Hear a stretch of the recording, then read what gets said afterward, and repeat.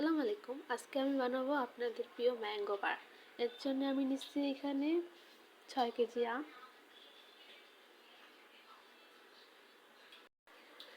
আমগুলোকে আমি ছিলে ভালো করে রস করে নেব, বিচিটা ফেলে দেব।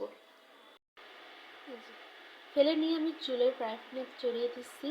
2-3টো শুকনো মরিচ, ডাল মশলা তেলে দিয়ে আমগুলোকে আমি তেলে দিয়ে দিচ্ছি। এখন এটা আমি নাড়তে থাকবো, অনেকটা লাল হয়ে আসবে। তারপর আমি এটাকে নামাবো।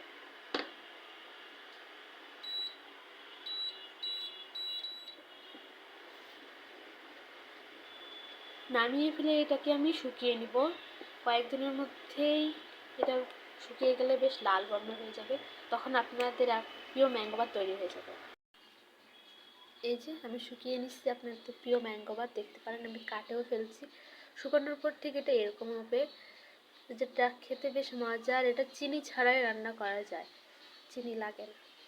পাকা আম দিয়ে তৈরি করতে হয়, খুবই সুস্বাদু খেতে এবং কোনো ভেজাল ছাড়া। আপনারা চাইলে বাসায় তৈরি করতে পারেন, একেবারে কোনো ভেজাল ছাড়া।